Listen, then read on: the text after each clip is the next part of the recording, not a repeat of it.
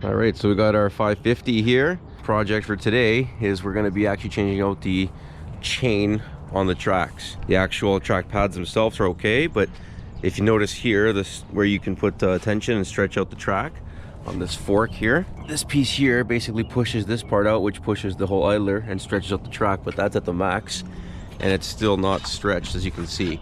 Basically, that's not the issue. It's not the thing that stretches. I think it's the actual chain that's just been worn down. So we got a new chain over there. We're gonna be taking off all the pads and this chain, then putting on the new chain and the pads back on the new chain, and hopefully that should get the track to be able to stretch.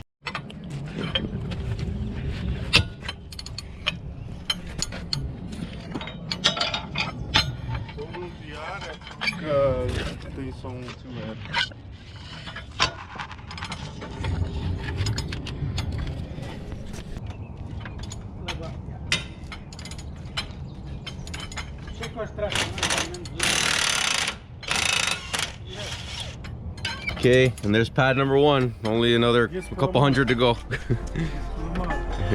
See? All right.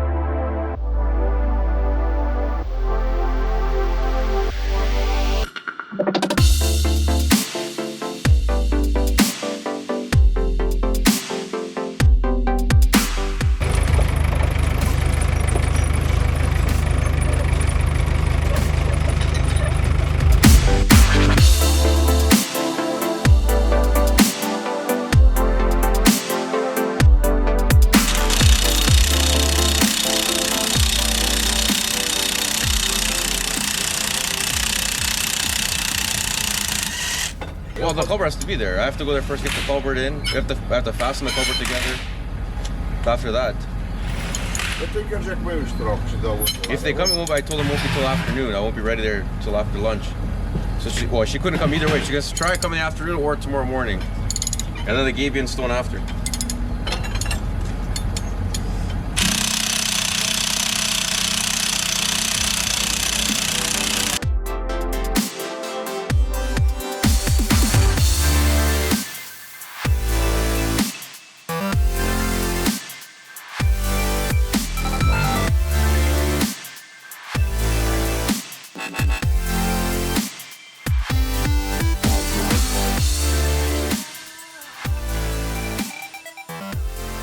All right, so you guys get the gist of what's going on here. This one here is the one that actually, the link that locks the track together. So we're gonna do that one last. And yeah, basically do one more lap backwards, get the rest of them, and then take off that one and remove the chain.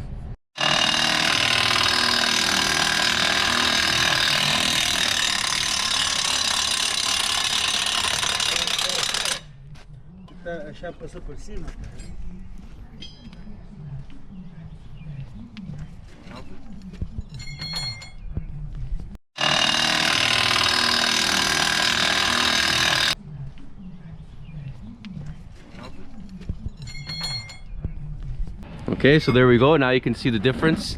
The track is obviously a lot more stretched than it was before, and we still have all that play to stretch it even more if we need. So you can just see how worn out the chain was. On essentially both sides of this gets worn down, and the actual links themselves, you can see how worn they are.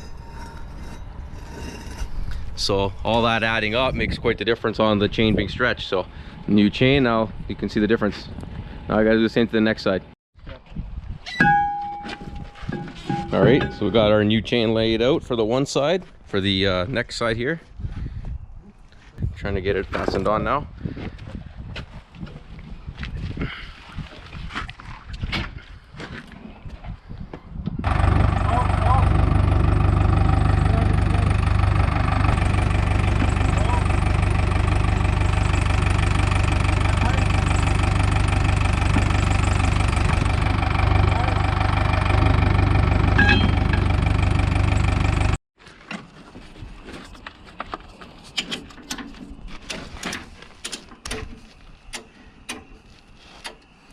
So close. It's right there. Mine okay? Mine okay?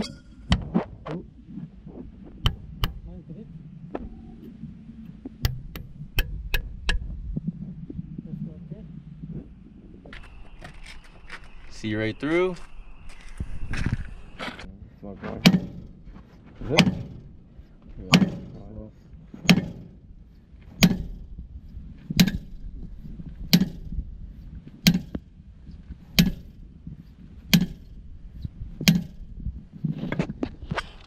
Too much.